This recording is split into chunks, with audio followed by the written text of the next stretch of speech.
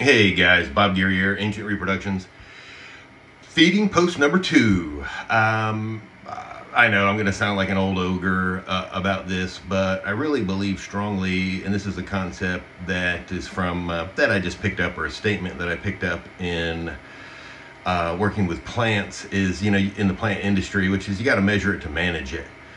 I don't hear enough of that really in reptiles, and I think that that's one of the keys to you guys unlocking some knowledge that's going to be specific to your collection, your animals, and the programs that you have going that, will be beyond anything that you will see on the internet.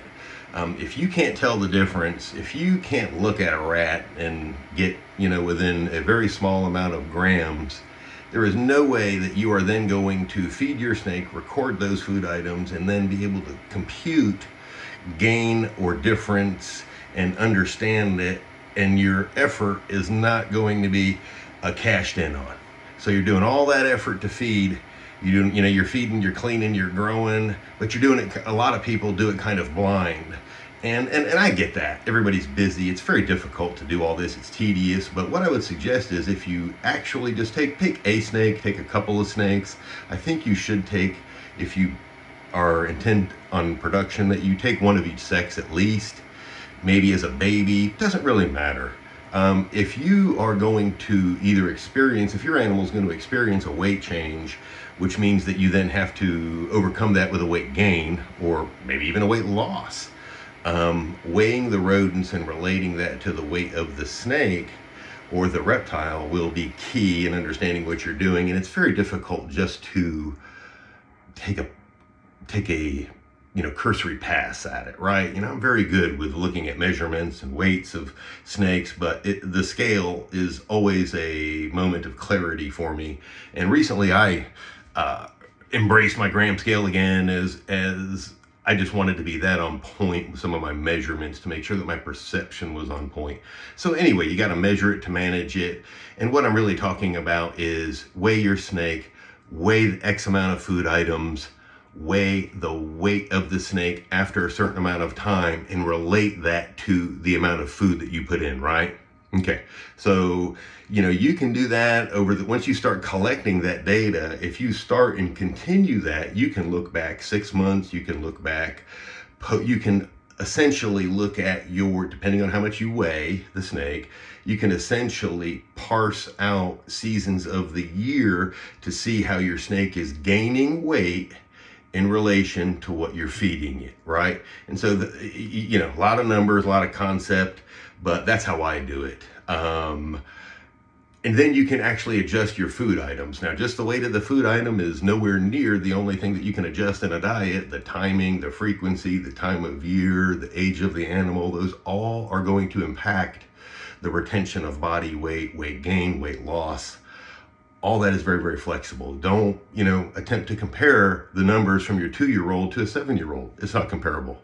It's like comparing, about a 5-year-old human, to maybe one that is about 18. This doesn't work. So again, you got to measure it to manage it.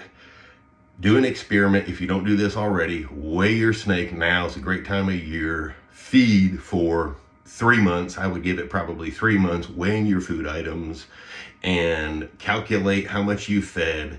Weigh your snake. Remember, really what's best is to have the animal more empty and having recently defecated, so you get a more accurate measurement, because numbers like a 30% gain are really huge. Okay, so for you guys that are, for instance, considering something where you're investing an operation, an animal with a multiple animal operation that you're taking a serious investment in, if you can gain 10% a year, that's big.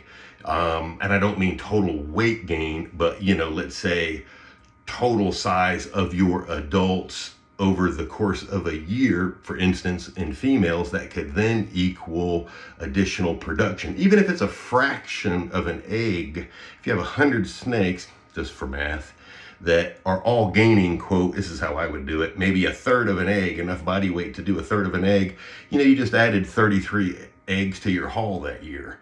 Not huge numbers, but that's a huge percentage. If you're only gaining 100, to gain 33 more is pretty amazing. I think I had my numbers off there, but the small percentages really add up, especially when they're multiplied across more animals. And this gives you just another thing to engage your snake with and really start to understand it. I love all you guys with your more natural enclosures, bioactive setups. I think it's fantastic. I mean, really, and you guys are inspiring me to do things differently.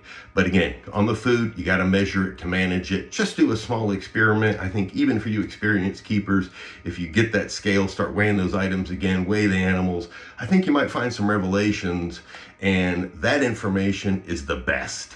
It's not the internet, it's not me, it's not any other breeder. It's what is going on with your animals in your conditions, the way you're taking care of them. Okay? Super important. Hope that helps. Post number 3 or video number 3 coming soon. Thank you guys. Please comment. I would love to hear any comments, criticisms, different opinions. I'm wide open. Again, I'm just trying to share small strategies that you guys can use in your toolbox to help when needed. Take care, guys. See you soon.